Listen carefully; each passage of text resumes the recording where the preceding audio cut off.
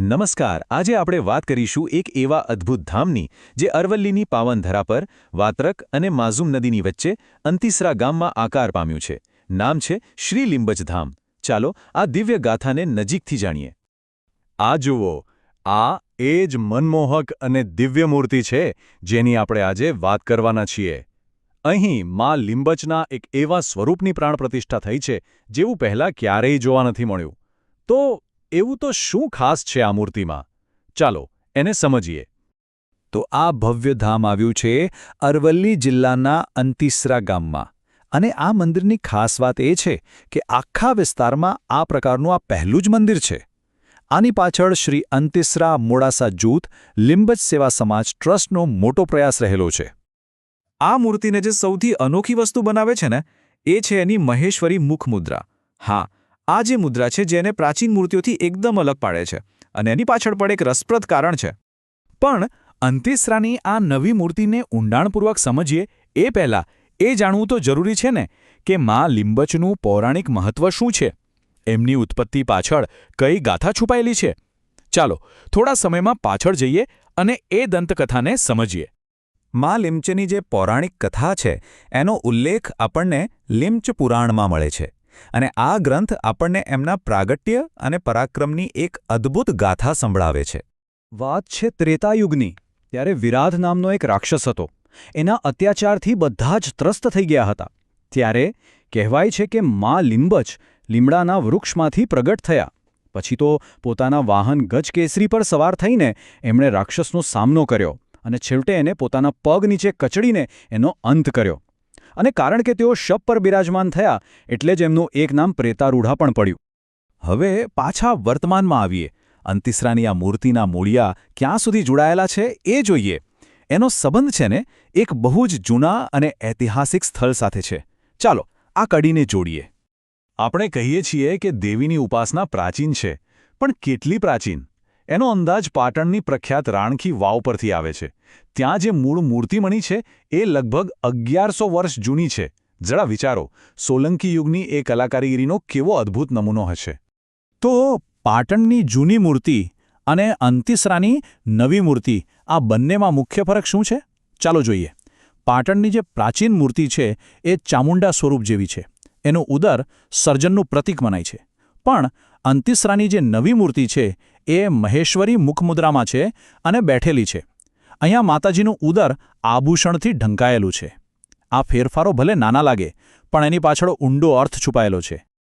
ચાલો ત્યારે હવે ફરી પાછા અંતિસરાની નવી મૂર્તિ પર આવીએ અને એના દરેક અંગ, એમના હાથમાં રહેલા આયુધ અને મુદ્રા પાછળ શું ગૂઢ અર્થ છે એને સમજવાની કોશિશ કરીએ. આ મૂર્તિને ફરી એકવાર ધ્યાનથી જુઓ. એમના હાથમાં જે શસ્ત્રો છે એ જે રીતે બેઠા છે, એમના ચહેરા પરનો ભાવ, આ દરેક વસ્તુ એક ગહન સંદેશ આપે છે. ચાલો એક પછી એક એના રહસ્યો ખોલીએ.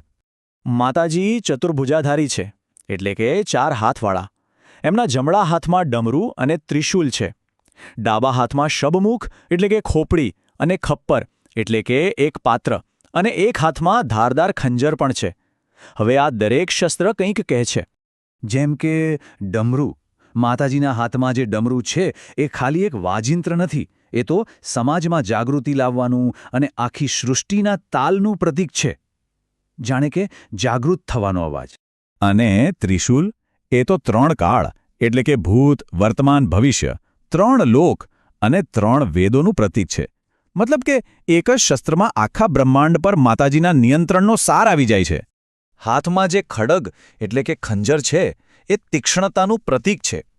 એ આપણને શીખવે છે કે આપણા દુર્ગુણો અને સમાજના અન્યાયનો નાશ કરવો હોય તો તીક્ષ્ણ બુદ્ધિ અને નિર્ણાયક પગલાં ખૂબ જરૂરી છે. હવે વાત કરીએ મૂર્તિના સૌથી શક્તિશાળી અને કહી શકાય કે નાટકીય ભાગની. માતાજીના પગ નીચે દબાયેલો પેલો રાક્ષસ આ ખાલી એક મુદ્રા નથી, એની પાછળ એક આખી કથા છે. પૌરાણિક કથામાં એવું આવે છે કે આ વિરાધ નામનો રાક્ષસ એટલો શક્તિશાળી હતો કે એને કોઈ સામાન્ય રીતે હરાવી જ નહોતું શકતું. એણે ઋષિમુનિઓ અને દેવતાઓને પણ હેરાન કરી દીધા હતા. એટલે એનો નાશ કરવો ખૂબ જરૂરી બની ગયો હતો. ત્યારે ક્રોધિત થયેલા માં જગદંબાએ પૃથ્વી પર એવો જોરદાર પ્રહાર કર્યો કે વિરાધ સીધો એક ઊંડી ખીણમાં જઈને પડ્યો. જે પહાડ તૂટ્યો એમાંથી એક લીમડાનું ઝાડ પણ મૂળ સાથે ઉખડી ગયું. અને માતાજી એ જ ઝાડના મૂળ નીચે વિરાટના શરીર પર બિરાજમાન થઈ ગયા.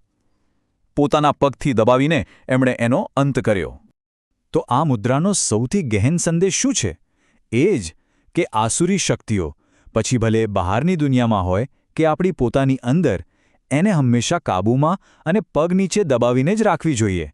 આ દુષ્ટતા પર સારપના શાશ્વત વિજયનું પ્રતીક છે. ચાલો હવે આગળ વધીએ અને સમજીએ કે આજના સમયમાં આ ભવ્ય મંદિરનો ઉદ્દેશ્ય શું છે. કારણ કે આ ખાલી એક પૂજા કરવાનું સ્થળ નથી, એનાથી ઘણું વધારે છે. આ ધામ બનાવવા પાછળનો જે ભાવ છે ને, એ ખૂબ જ ઉમદા છે. એવી ભાવના રાખવામાં આવી છે કે શ્રી અંતિસરા લીંબચધામ સામાજિક ચેતના, આધ્યાત્મિકતા અને શ્રદ્ધા ભક્તિનું કેન્દ્ર બને. મતલબ કે આ એક એવું કેન્દ્ર બનશે જે આવનારી પેઢીઓને પણ પ્રેરણા આપતું રહેશે. અને અંતે એક પ્રશ્ન વિચારવા જેવો છે. અંતિસરાનું આ નવું ધામ એક જીવંત ઉદાહરણ છે કે કેવી રીતે હજારો વર્ષ જૂની શ્રદ્ધા, એમની કથાઓ અને એમના પ્રતીકો આજે પણ આપણા સમાજને માર્ગદર્શન આપી શકે છે, પ્રેરણા આપી શકે છે. એક પ્રાચીન મૂર્તિમાંથી પ્રેરણા લઈને એક નવી જ મૂર્તિનું સર્જન કરવું, એ જ તો બતાવે છે કે આપણી પરંપરા સ્થિર નથી પણ સતત જીવંત છે. બસ આ જ વિચાર સાથે આજે આપણે અહીં વિરામ લઈએ.